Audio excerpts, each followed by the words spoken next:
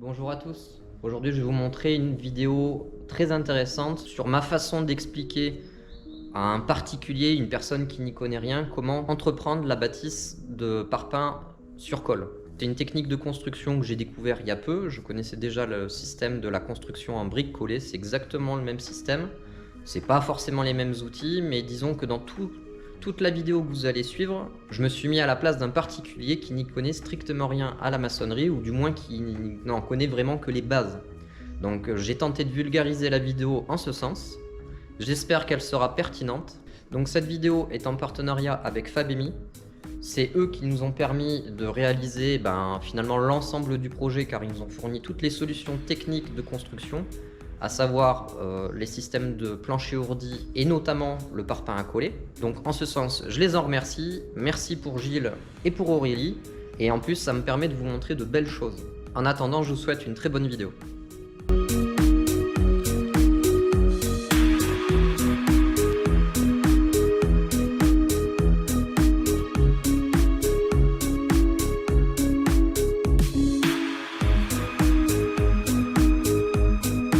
Bon, ce qu'on va faire, c'est qu'on va faire ensemble. Je vais vous expliquer comment on fait votre premier rang de parpaing.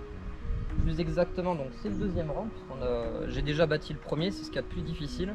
Avant de démarrer la bâtisse, il faudrait que vous veniez boucher avec un mortier les joints qu'on n'a pas eu le temps de finir la dernière fois, d'accord? Là, j'ai fait exprès de me bâtir en retrait pour qu'on puisse savoir de quoi mettre le mortier. Donc là, on va de suite préparer la colle et ensuite on va démarrer la bâtisse. C'est le rouleau qui nous a été envoyé du coup par Fabemi. C'est eux qui vous ont offert les parpaings. Je vais vous l'expliquer juste après. Donc c'est très important comparé à d'autres rouleaux. Celui-ci, en fait, il a trois lames qui dépassent du cylindre. Donc ces trois lames, ça sert à une seule chose, c'est à respecter. C'est pour pouvoir respecter à la colle le parpaing. Voilà, en fait, c'est pour déposer le parpaing sur ces trois longueurs de parpaing, les trois points d'appui du parpaing. Donc avec ces parpaings, il y a deux types de parpaing. Parpaing de grande qualité, il est beaucoup mieux dosé en ciment que tous ceux que tu pourras avoir dans le commerce. C'est pour ça que déjà ce sera une bâtisse de qualité. Ensuite, le gros point fort de ce type de parpaing, c'est surtout la facilité pour les emboîtures. Emboîture et la rectification du parpaing. Là, tu le vois en fait sur un parpaing classique. Là, tu pourras jamais voir ça. Là, on voit que clairement, ça a été surfacé, poncé au diamant. On voit les rayures là. Et en fait, cette surface doit toujours être parfaitement plane. D'où l'importance de vraiment bien stocker tes parpaings. En permanence, quand tu vas les enlever, tu vas quand même donner un petit coup en dessous par sécurité et un petit coup sur la face de pose avant de coller. Le moindre grain de caillou, ça va te faire péter les plombs, tu vas pas comprendre pourquoi, ça va commencer à faire des dents de scie. Ça viendra de là. Alors, ce parpaing là, c'est vraiment le parpaing classique. Là, il y a les réservations pour passer les doigts, pour lever les parpaings. Et des fois, les réservations sont pas assez grandes, donc c'est pas bien compliqué, hein, c'est toujours en diagonale. Il y a forcément un trou par ici. Voilà. Me demande pas pourquoi ils sont bouchés. C'est pas pareil. C'est pas le cas sur tous les parpaings, mais il faut y penser. C'est très important si vous voulez travailler confortablement. Moi personnellement, ça me gêne pas parce que quand il y a des trous qui n'apparaissent pas, plutôt que de lever le parpaing comme ça, je vais le prendre sur les côtés. Alors ce parpaing là, faut pas le poser comme les autres. Ce parpaing là, il a un seul but, c'est de pouvoir être cassé ici. Je le montrerai tout à l'heure avec la massette. C'est pour pouvoir faire une demi-coupe. Ça, c'est les parpaings qui servent à faire les appoints ou alors pour arriver sur un angle. Puisqu'en fait, si tu observes bien, ici, c'est une face de pose latérale où c'est simplement femelle. Et ici, c'est femelle. C'est-à-dire, c'est la réservation pour venir emboîter les parpaings. Parce qu'en fait, les parpaings, ceux-là, c'est les classiques. C'est mâle, femelle. Et ici, femelle. C'est-à-dire qu'en fait, ils sont vraiment parfaits pour ça. Et ça, franchement, c'est génial. Il faut toujours les poser comme ça. Voilà. Et très important, bon là, ils sont jointifs. Et il n'y a pas besoin de faire de joint de mortier ici. Et pourquoi il faut démarrer par ce type de parpaing pour un poteau. C'est tout simplement parce que regarde sur les poteaux, juste un bloc. Voilà, quand on démarre sur un retour de poteau,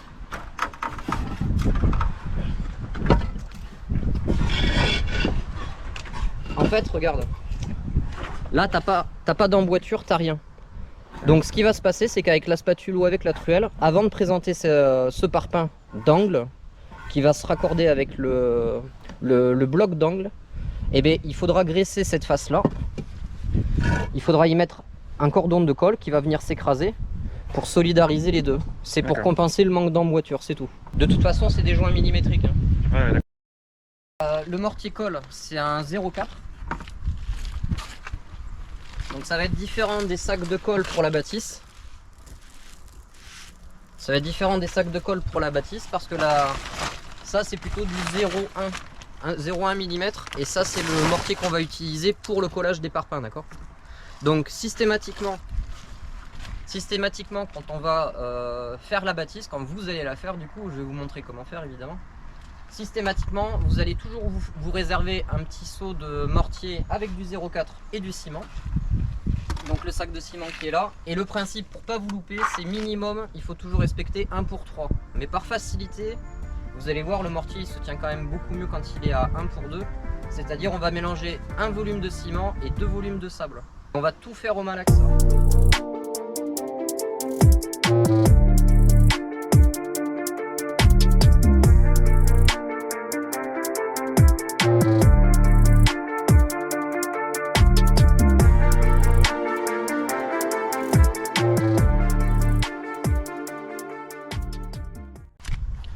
Donc là, c'était surtout pour vous expliquer pour le mortier.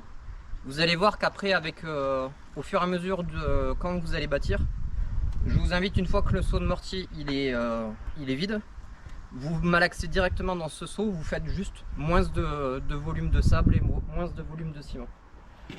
Je vais vous expliquer pourquoi, parce que maintenant, pour le collage, il faut bien nettoyer le bac, parce que sinon pour le collage on va retrouver les gros grains. Surtout nettoyez bien votre bac pour qu'il n'y ait vraiment pas de gros cailloux, sinon quand il y aura la bâtisse, ça va plus être bon du tout. Donc là je vais lui donner un coup de rinçage pour préparer ensuite la colle. Pour boucher un trou sur un joint, c'est vraiment très simple. Déjà il ne faut pas faire un joint trop fin, sinon c'est de plus en plus compliqué pour l'envoyer. Vous vous mettez là, à la limite, vous y allez, vous posez une première fois votre mortier et après vous tombez le mortier. Et c'est très important que la taloche soit bien plaquée contre le parpaing. Vous faites d'abord une paroi.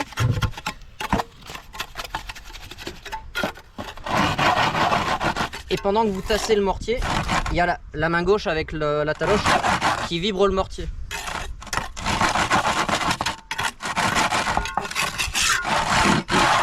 Et là, si tu filmes de l'autre côté, tu verras la finition, elle est déjà terminée.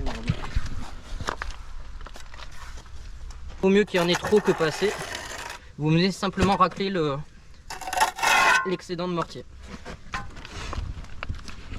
Donc ici, j'ai encore ce trou à boucher. C'est pour ça que c'est important d'avoir une truelle assez longue. Et c'est très important de vraiment donner des petits coups de taloche au fur et à mesure qu'on pousse la matière. Comme ça, il est bien vibré.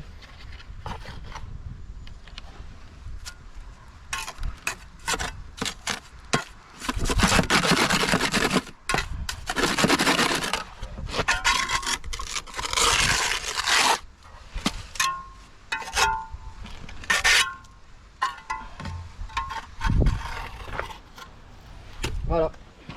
Et il n'y a pas besoin de faire plus. On travaille proprement au fur et à mesure. Et tous les trous sont bouchés. Donc du coup ce seau il est réservé, dédié uniquement à ce genre de fignolage. Il y a encore pas mal de petits trous à boucher. Donc voilà. Donc là on a nettoyé le bac. Il est parfaitement nettoyé. On s'assure qu'il n'y ait pas de gros grains. Parce que ça, regardez, ça c'est le mortier. C'est très important qu'il n'y ait pas ce type de grain là, vous voyez. Ça c'est du 0,4 mm. Ben, ça c'est le plus gros grain qu'on puisse trouver dans le mélange qu'on vient de faire. Donc c'est très important de bien nettoyer vos seaux et vos comportes pour le malaxage du mortier joint mince. Parce que le moindre petit caillou, bah, ça va vous faire déconner tout l'ensemble. C'est vraiment un mortier, un collage qui est millimétrique. C'est moins de 2 mm. En termes d'épaisseur de colle, c'est plutôt même 1 mm, pour être honnête. Donc ça, c'est un sac qui nous a été envoyé par Fabemi. C'est VP, le fabricant. Utilisez la colle que le fabricant des parpaings vous conseille. Donc ça, c'est mortier joint mince. Je vais le malaxer une première fois. Je vais attendre 10 minutes. C'est-à-dire, je vais malaxer jusqu'à ce que ma pâte soit homogène et telle que je la désire. Et une fois que cette première pâte est faite, on va attendre 10 minutes pour laisser reposer la pâte. C'est très important de respecter ça, vous allez comprendre pourquoi. C'est qu'au moins votre mortier il va rester homogène et bien fluide le plus longtemps possible. Parce qu'après il y a l'ouvrabilité de la colle, c'est-à-dire c'est le temps que vous allez pouvoir garder la colle sans avoir à la remalaxer toutes les 5 minutes. En moyenne, moi, de ce que j'ai constaté, c'est que passer une demi-heure, ça commence déjà à se figer, il faut le retouiller, enfin bref. Donc c'est très important de respecter ça. Donc, un sac de 25 kg, surtout, ne faites pas un sac entier. Commencez toujours, si c'est votre tout premier rang, faites un quart de sac.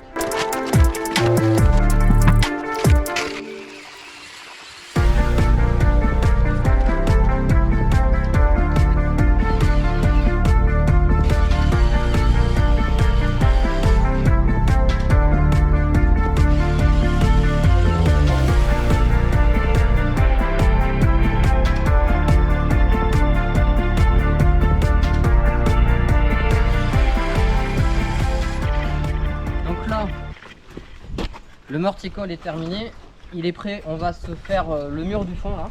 On va faire toute la longueur, ce sera plus simple pour mieux comprendre. Donc là, important, je m'en suis déjà servi avec Loïc. C'est hyper important que vous le gardiez le plus propre possible, regardez. Là, même dans les coins, pensez à constamment bien nettoyer votre outil. Parce qu'à la fin du chantier, quand on a fini la colle, c'est très important de sortir le rouleau pour tout nettoyer. Parce qu'après ça devient invivable, le mortier se fout partout et vous n'allez pas pouvoir travailler. Et un outil, ça se respecte, donc on le nettoie systématiquement. Donc là, il est prêt à être utilisé, mais je vais juste le tremper dans l'eau.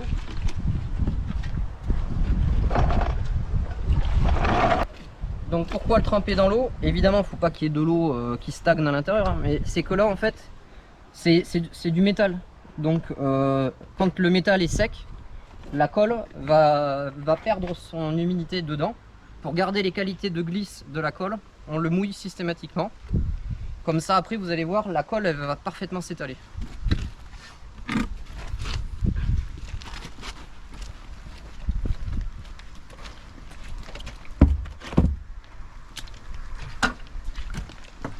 Alors, deux outils qui vont être nécessaires. La massette éventuellement pour casser des bourrelets qui peut y avoir, ça peut arriver. Aussi bien sur la bâtisse que sur les agglos, des fois ça arrive. Ou alors pour casser les trous pour pouvoir passer les doigts. Donc moi ce que je fais c'est que je pose la massette, je la mets ici, juste à côté. Et ce qui va être utile pour pouvoir avancer tranquille, sans casser et sans micro-fissurer votre agglo, c'est ce type d'outil. J'ai laissé mon marteau le borgne, tu sais, le marteau avec un bout jaune, je l'ai laissé sur mon chantier. Bon, avec ça, ça ira très bien. D'accord. Il n'y a pas besoin de plus, ça va surtout être pour ajuster les parpaings. À la main, ça se fait, mais des fois, vous allez avoir besoin d'écraser un peu. Bon, changement de caméra, pas de batterie, comme d'habitude. On passe sur l'iPhone à Julou. Alors, comme je t'expliquais, ça c'est trop bien ce système avec les équerres pour les cordeaux, c'est pour nous faire les alignements. Systématiquement quand vous allez bâtir, ce cordeau en fait il n'y a plus besoin de le détacher, de le retendre. On le lève, on le met vers le bas et c'est fini. En fait il faut pas avoir le cordeau dans les pattes pour nous permettre de bien appliquer la colle sans pourrir le cordeau. Donc ici c'est prêt. Il faut juste savoir une chose, c'est que ça sert à rien de rouler toute la bande. On va simplement poser les deux poteaux d'angle. Alors l'idéal c'est une spatule, toujours pareil, j'ai pas la mienne mais on peut très bien faire comme ça. Le rouleau en fait il va pas pouvoir passer au départ parce qu'il y a les fers en attente. Donc là on va juste graisser les côtés, histoire de déposer de la matière.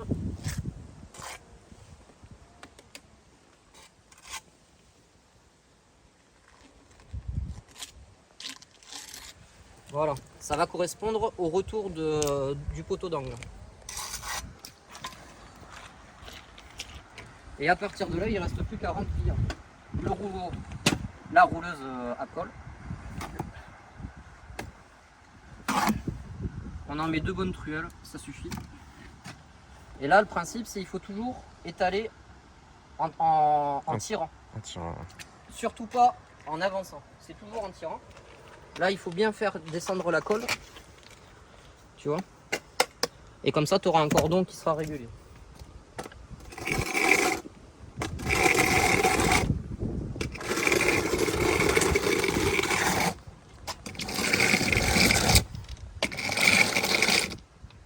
Voilà.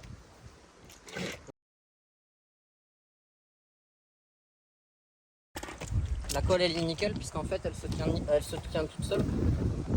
Là c'est le démarrage, le temps qu'il se dresse un peu. Là le mieux, le plus simple, c'est toujours être sûr de son coup et d'y aller de manière fluide. Faut pas s'arrêter en chemin. Une fois que vous le prenez, on raidit le dos, on fléchit le genou. On le pose pas comme ça, on le pose jamais comme ça. On fléchit toujours et on accompagne le parpaing. Et là on le pose à l'œil. On regarde de chaque côté. Et en fait c'est tout. Donc là on se rend bien compte que c'est plus simple avec une spatule. Parce que la langue de chat en fait elle est pas assez large. Pour venir racler les restes de colle. Je trouve que c'est plus simple avec la spatule. Donc ça c'est le premier parpaing qui est posé, mais ça s'arrête pas là. On vérifie qu'il soit de niveau sur lui-même. Si le maçon est pas mauvais, c'est déjà nickel. C'est pour ça que c'est très important de faire comme on est en train de faire là maintenant. C'est moi qui ai posé en tant que maçon. Je vous ai posé les premiers rangs. C'est hyper important parce que si déjà le niveau il est comme ça, vous allez galérer pour la suite. Et ensuite, une fois qu'on a vite contrôlé que ça reste de niveau, on contrôle et on plombe les extérieurs. Il y a 2 côtés à plomber. En fait, les parpaings, quand on est allé visiter l'usine chez Fabemi, là, tu t'en rappelles comment c'est fabriqué? Ouais. Les parpaings, ils sont légèrement évasés en fait. Ouais. Ils sont pas parfaitement d'équerre, ils sont légèrement évasés. Donc le plus important à comprendre, c'est étant donné qu'on sait que ces faces-là sont légèrement en trapèze.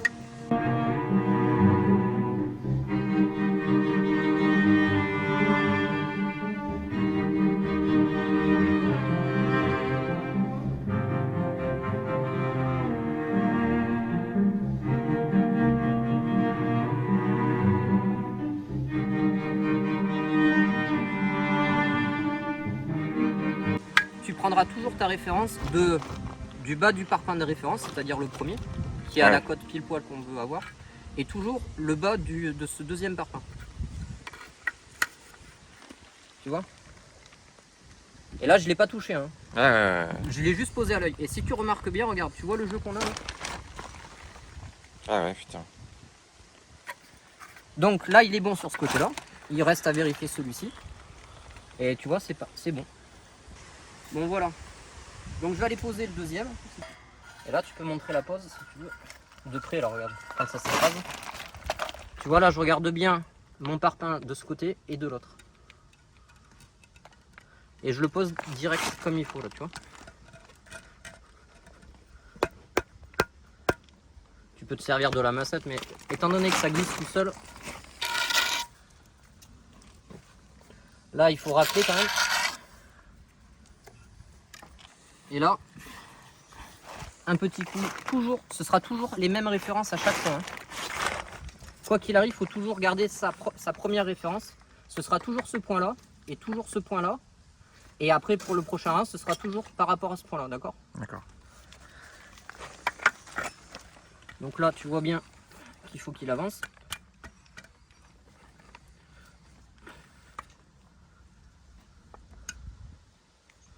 Voilà. Et ici, pareil. Tu vois, avec ma main droite, je l'aligne. c'est ce point là que je regarde et ce point là. Hein. Ouais. Tu vois, et là il est bon là. Voilà. Un petit coup ici pour vérifier quand même. Tu vois, il est bon.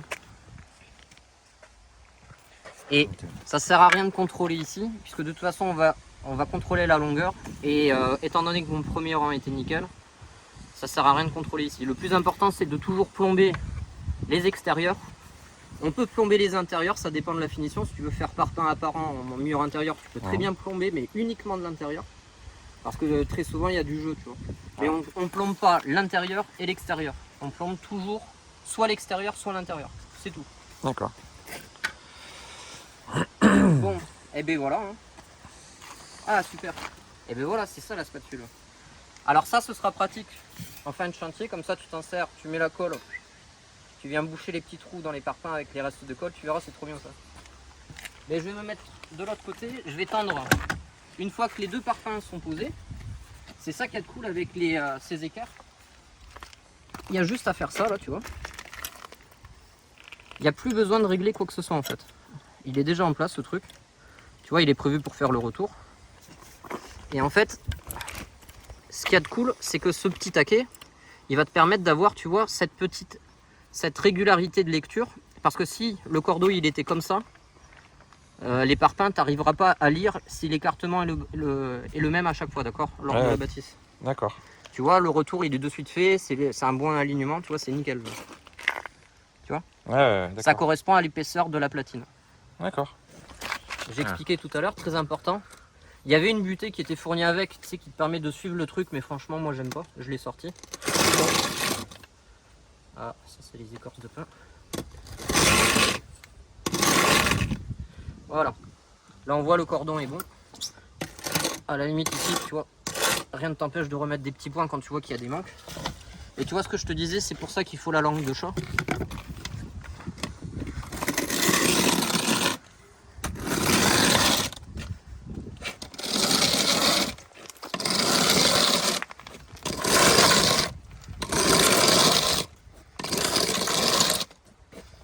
Tu vois, je vais pas faire toute la longueur parce que l'idéal c'est de poser pendant que la colle est bien, tu vois, elle est luisante là, tu vois.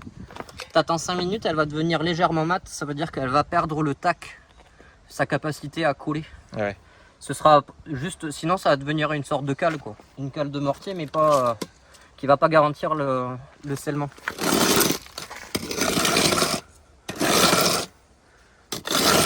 Voilà.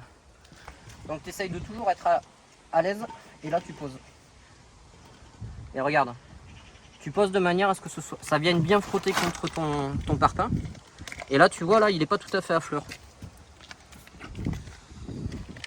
Regarde, tu dois le sentir là. Tu le vois, il y a un désaffleur léger.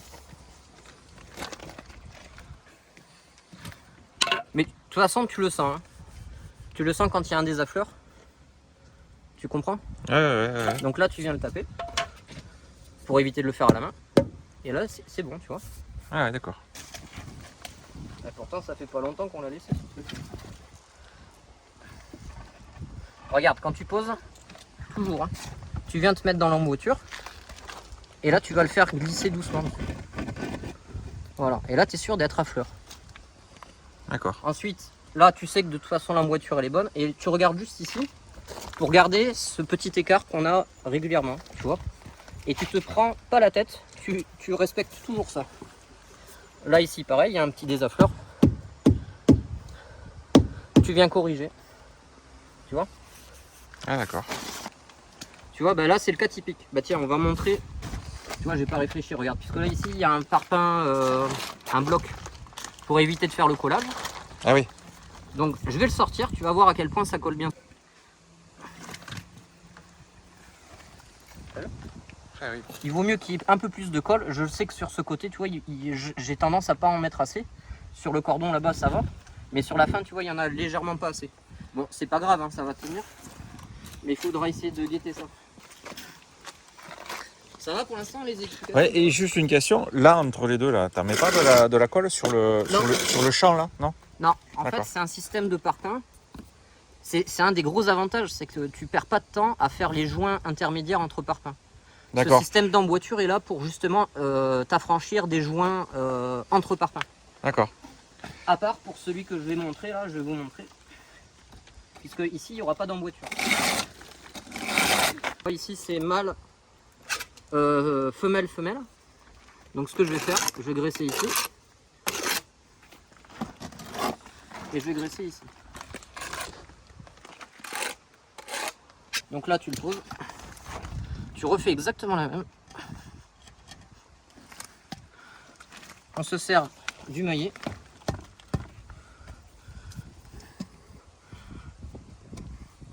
Voilà, tu vérifies qu'il n'y a pas de désaffleur. Un bloc chaînage, de la même manière, tu dois le graisser.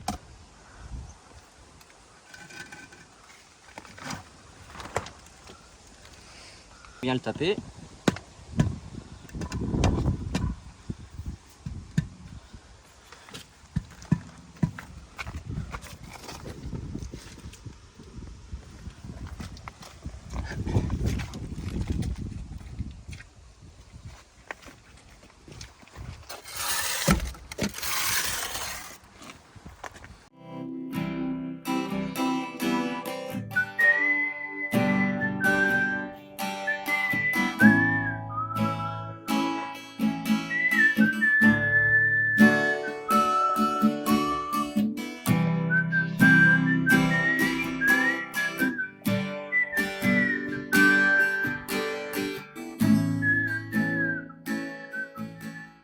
Regarde, là le parpaing il était posé dans l'eau là. Ouais. Alors c'est un système, faut éviter de poser les parpaings trempés, détrempés de flotte. Hein. Sinon ça va faire un calage, mais ce sera jamais un scellement. C'est pas compliqué à comprendre, c'est que l'eau elle va faire écran et elle va pas réussir à venir sceller parfaitement. Donc celui-là pour l'instant on va le mettre de côté.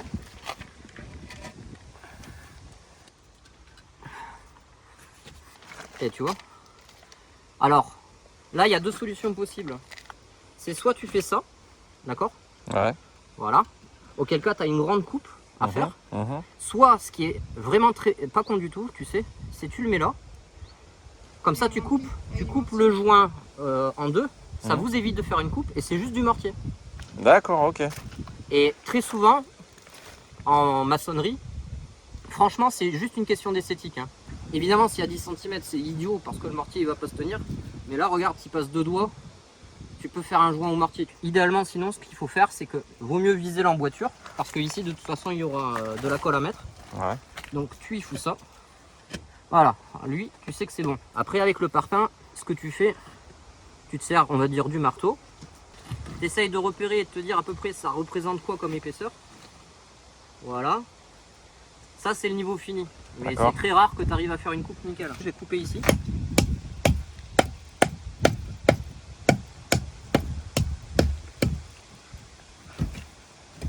La fameuse technique du cassage manuel.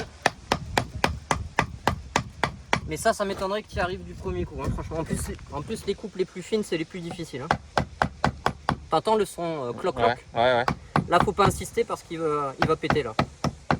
Si tu tapes là, t'as vu? Ouais. Donc là, maintenant, comme ça, c'est là où je mets ma coupe. Ça coupe. Ça, c'est énorme. Faut comprendre, ça dépend si tu veux faire de la bâtisse apparente. Si après il y a des enduits et tout ça, plus tu es précis et minutieux sur ta bâtisse, moins tu as de travail de finition et de piquage à l'arrivée, quoi. Il y a très peu de rebouchage de trous à faire, etc., etc. Et c'est pas parce que c'est pas impeccable au millimètre que c'est de la mauvaise maçonnerie. Faut arrêter de croire ça. Une bonne maçonnerie, c'est pas une maçonnerie qui est jolie à regarder. Une bonne maçonnerie, c'est une maçonnerie surtout qui structurellement est bonne. Voilà. Quand on vide les poteaux, quand on fait bien ses parpaings bien collés, ça c'est important. Donc là ici, on sait qu'on est sur 1 mètre, d'accord? Ouais. Donc là ce qu'il va falloir faire, c'est casser ces poteaux doubles là.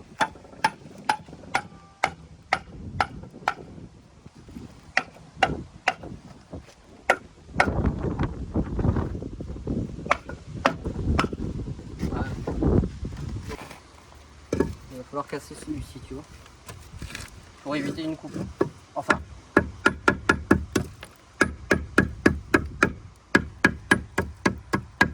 En fait, fait, il faudra en couper un comme ça, je pense. D'accord, ouais. Mais tu t'en rappelleras, tu verras. Au pire, tu prends la meuleuse et puis bon, ça. Ouais.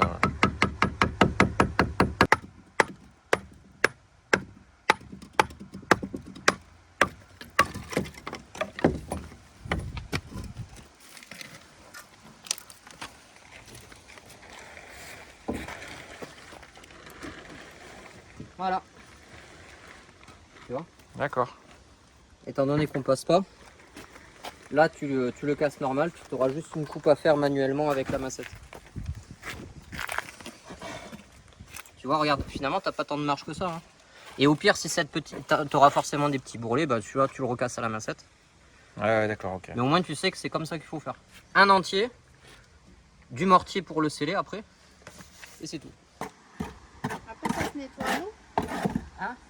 Ça se nettoie à l'eau après. Ouais, mais tu vois là, il commence à être limite. Faut pas attendre parce que pour le nettoyer, quand c'est bien blanc comme ça va être 10 minutes, un quart d'heure pour le nettoyer. Faut vraiment essayer de bien gérer. Pour... Nettoyer entre chaque seau en fait. Idéalement, mais vous allez vous en rendre compte parce que ça va arriver. Nous, ça nous est arrivé quand il faisait la canicule. J'ai passé une demi-heure à le nettoyer parce que brosse métallique et tout. Quoi. Voilà. Sinon, il n'y en aura pas assez. Et on remplira au mortier celui qui... Tu vois, très important quand tu poses, tu t'en fous, tu regardes ce côté-là à l'œil, ce côté-là. Tu vois, je suis quasiment sûr qu'il est déjà bon. Hein. Regarde, hop. Ça, si je fais ça, c'est pour éviter de pourrir mon niveau, évidemment. Bon, tu vois, l'aplomb. Ouais. Toujours pareil, tu te sers sur le bas. Là, mon parpaing du bas, il est bon, d'accord. Je fais ce côté-là.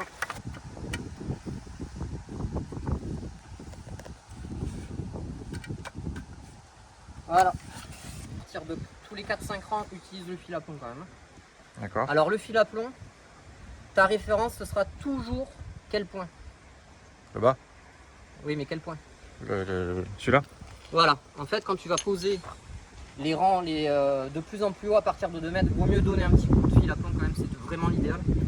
Alors le fil à plomb, c'est soit tu te sers du niveau, d'accord. Mais en fait, il faut toujours plomber d'abord ton parpaing sur lui-même. Mais là, on est sur du parpaing collé. Honnêtement, on s'en fout. Déjà, tu garantis ton alignement. Et en fait, ce que tu vas faire, c'est que tu vas viser le bas de ton parpaing que tu es en train de poser avec ta référence, c'est-à-dire le bas du premier rond, d'accord.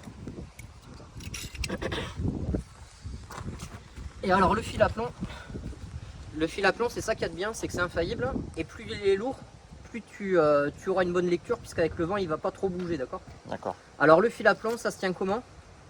En fait, ce petit carré là, que je tiens dans la main gauche, et bien en fait, il correspond en tout point à tous ces points là, puisque c'est un cercle inscrit en fait. D'accord, ok. En géométrie. Du coup, ce point là et ce point là, ça correspond à ce point là et ce point là. D'accord. Et nous, le point qui nous intéresse, c'est là où va toucher le plomb. Okay. Et là, regarde, hein, je suis parfaitement plaqué. Je suis parfaitement plaqué ici. Et ici, il est quasiment prêt à toucher, d'accord. Et regarde, si tu veux avoir une bonne lecture, si tu fais ça, regarde, le plomb il s'écarte, d'accord. D'accord. Donc en fait, ça te permet de savoir si tu as beaucoup à ajuster ou pas. Et il faut pas le tenir incliné. Regarde, Ouais, comme ça. ouais. Si tu le tiens comme ça, tu peux pas avoir une bonne lecture. Ouais. Il faut qu'il soit d'équerre avec le parpaing, d'accord.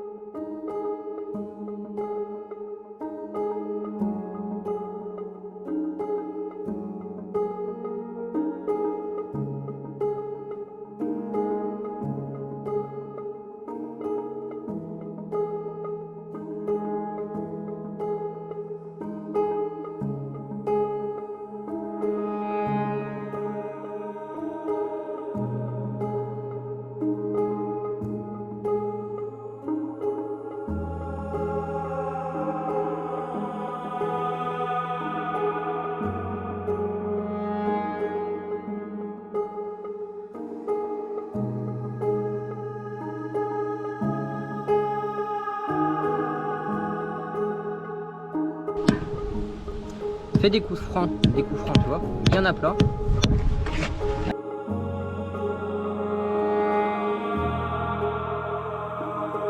Cette vidéo est terminée.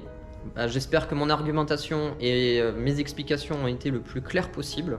Comme vous vous en êtes rendu compte, forcément c'est pas évident pour moi de trouver le bon argumentaire tout en travaillant. Donc forcément il y a des éléments qui m'auront échappé.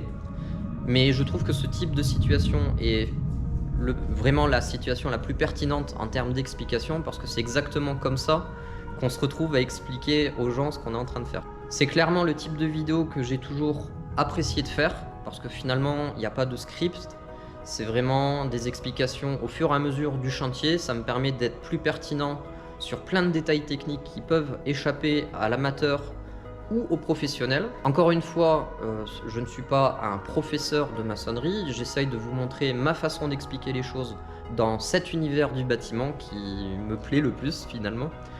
Donc expliquer les choses, pourquoi elles sont faites. Si malgré toutes mes explications, il vous manque certains compléments d'informations, surtout n'hésitez pas à visiter le site de Fabemi, je vous ai mis tous les liens dans la description de la vidéo. Vous aurez en plus une meilleure visibilité de tout l'éventail des matériaux de construction qu'on peut envisager dans le bâtiment. Si cette vidéo évidemment vous a plu, le format vous intéresse, surtout n'hésitez pas à m'en faire part dans les commentaires. Vos commentaires sont pour moi la meilleure des récompenses, dans le sens où ça me permet de mieux adapter mon discours. Voilà, alors souvent on me reproche de trop vulgariser, souvent on me dit je professionnalise pas mon discours. Donc merci de vos commentaires, ça me fait vraiment très plaisir. Et en attendant, je vous dis à 10 chats.